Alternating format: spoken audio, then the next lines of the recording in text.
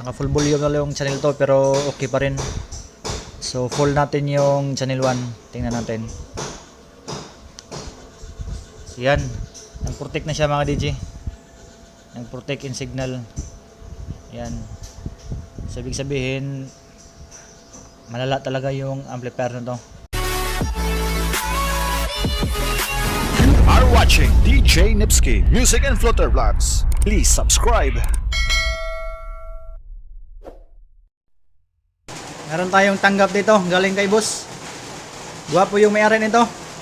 Gwapo mo. Yan, katropa. Audio Master na CA30. So yung issue is early clipping yung channel 1. Yan, yung channel to is okay naman daw. Yung channel 1 lang yung problema. Ayan. Sige na to bro. So what's up mga DJ, mga repair. So ito na yung Audio Master natin na CA30. Galing kay Boss Yoyong from Buaya. So dinala sa akin kasi daw madaling mag-clip yung channel 1. So ito. So yung channel to is okay naman. So na-load ko na to, na-check na namin to, na-testing. Niloadan natin ng speaker na D15. So yun nga, na-confirm natin na madaling mag-clip. So early clipping yung channel 1 kaysa channel to. Yung channel to normal naman. So ngayon, wala muna tayong load kasi merong simba dito. So gamitan na rin ng mixer. So mayroon ng audio output niyan, audio input. So pihitin natin yung volume 1. So volume ng channel 1, tingnan natin kapag mag-clip na. So yan, nasa alas 10, hindi pa. So yan, tingnan nyo mga DJ long clip indicator, tingnan nyo. So yan. So nag-clip na. Ilagay natin sa alauna. Kung sa orasan pa alauna. So yan. So nagki-clip na siya. So dito higitan natin yung volume number 1. So pihitin natin yung volume 2. So meron na siyang signal pero wala pang clip. So pagsabay natin sa alauna. So goods. So full natin yung channel 2. So yan, good. So full natin yung channel 1. Tingnan natin. So yan, nag-protect na siya mga DJ. Nag-protect in signal. Yan. So ibig sabihin malala talaga yung amplifier na to. So power off natin kasi trouble natin to.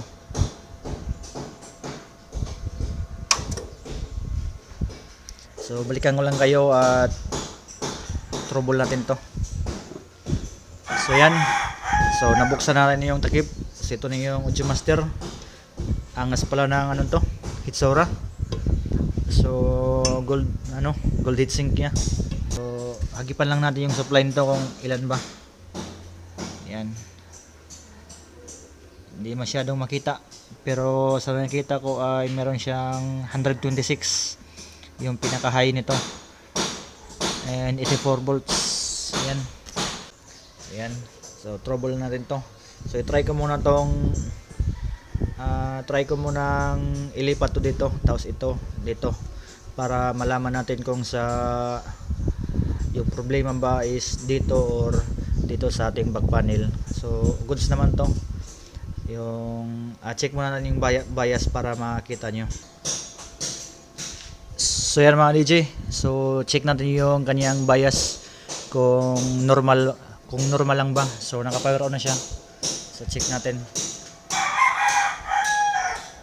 So mag-ingat lang tayo kasi sasabog to kapag nagkamali tayo. So yan. So 0.3, 0.36. So goods na goods.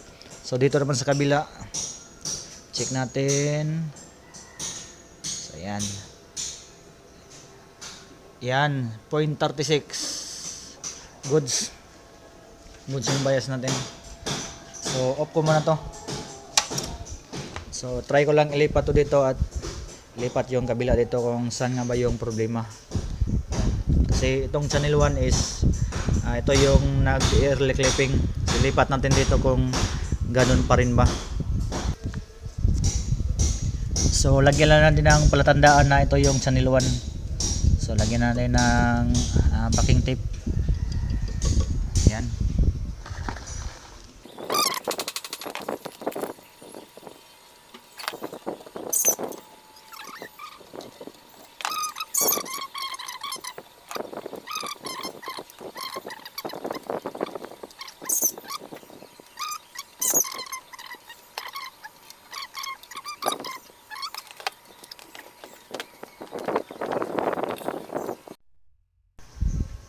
So yan mga DJ, nabaklas natin yung dalawang board at i-swap na natin sa magkabilang channel para malaman natin kung pareho lang ba or basta.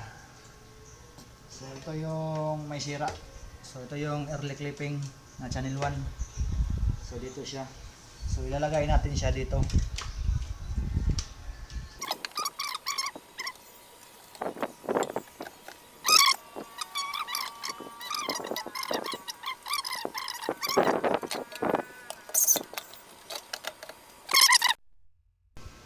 So yan mga DJ, mga repair, natapos natin na ipagpalit yung ating board. So yan.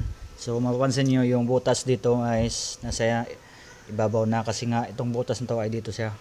So nakataob siya dito. Kaya yung nilagyan natin dito nung marking, yung packing tape ay napunta dito sa ilalim. So dito. So bali ito na yung early clipping kanina mga DJ. Inilagay natin sa channel 2. So galing siya doon sa channel 1, yung stock dito na ano niya, forma. So ito yung goods, yung oking board na galing sa channel 2. So try natin kung mag-clipping pa ba itong channel 1 na linipat natin sa channel 2. So kung mag-clipping pa rin ng maaga, so ibig sabihin yung amplifier board yung may problema. Ingay ng manok natin. So ibig sabihin kapag na-early clipping pa rin to, so ibig sabihin yung amplifier board na yung may problema. So gumamit muna tayo ng bulb. So power on natin. So yan. So may output pa rin tayo doon na audio. Yan.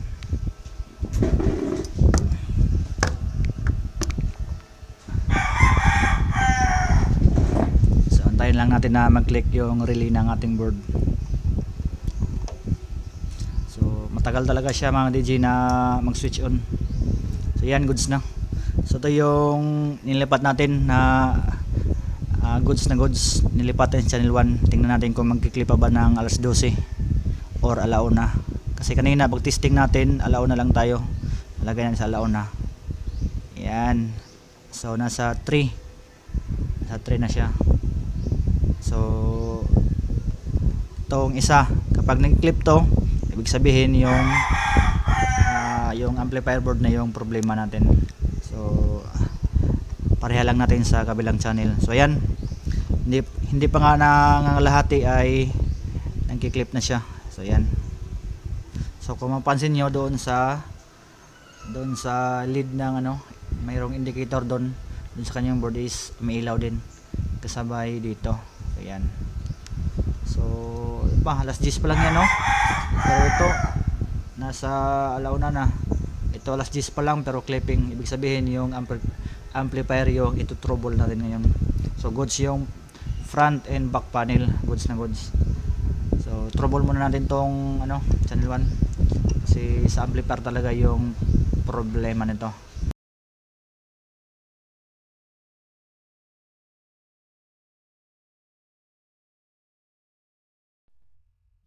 So yan mga DJ, mga repair, update tayo ngayon. So binaklas ko na yung heatsink kasi nagsimula ako dito sa mga bunot-bunot lang sa yung kayang bunutin pero wali pa rin. Kaya no choice tayo na baklasin talaga to para maayos tayong makapagpalit ng mga pisa dito. So what's up mga DJ? So update muna tayo dito sa ating ginawang power amp na Audiomaster CA30. So yung issue nito ay yung channel 1 nito ay madaling mag-clip, kahit kunting pihit pa lang ay nagki-clip agad. So yan, so nung una kong ginawa ay nag-check muna tayo ng parts na hindi muna binaklas yung ating heatsink. So yan, gold yung ating heatsink. So hindi ko muna binaklas tong yung board sa heatsink kasi nang trouble muna ako dyan sa itaas dyan. Kaso ang nangyari is pahirapan tayo na hanapin yung tunay na salarin, kaya no choice tayo na baklasin yung board galing sa kanyang heatsink. So yan. So yung isa is buo pa naman yan, goods na goods niyan, walang sira. So ito lang yung channel 1 yung problema natin.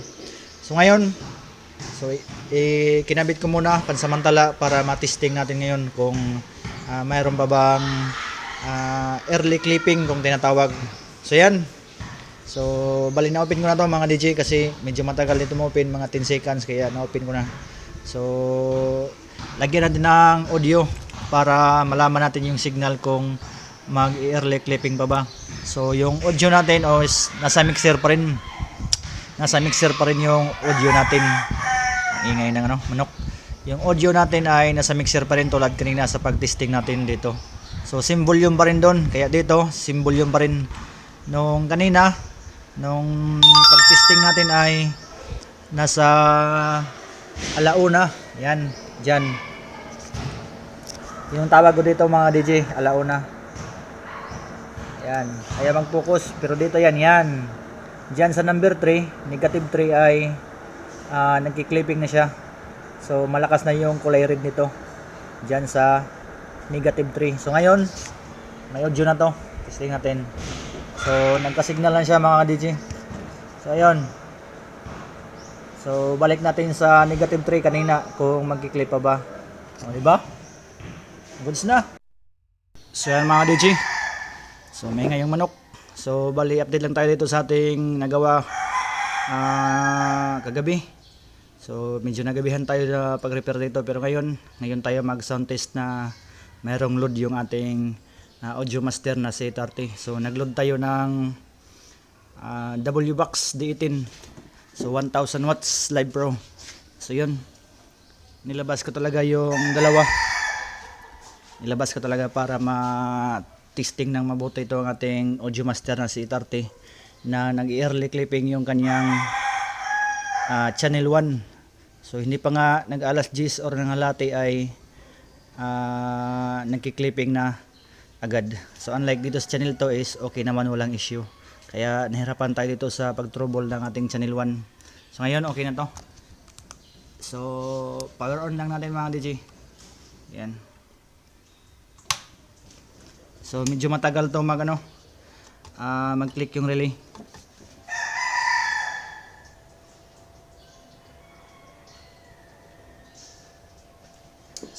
So yan, pumitik na. Medyo hindi lang sila sabay. Ganun talaga Ganun lang talaga daw yung protection nito. Sabi ng may-ari, hindi daw sila nagsasabay. Pero okay lang yan. Walang problema pag ganyan. So sound check natin yung inayos natin na channel 1. So bali naka low tayo,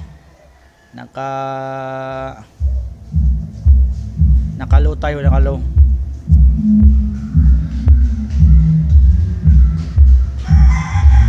Channel 1 lang yan mga DJ. So isang speaker pa lang pero yumayanig na yung bubong ng ating gym. So yung channel to, pagsabayin natin sila. Yon. Goods. So lalabas tayo. Doon tayo sa box. Volume natin ang konti.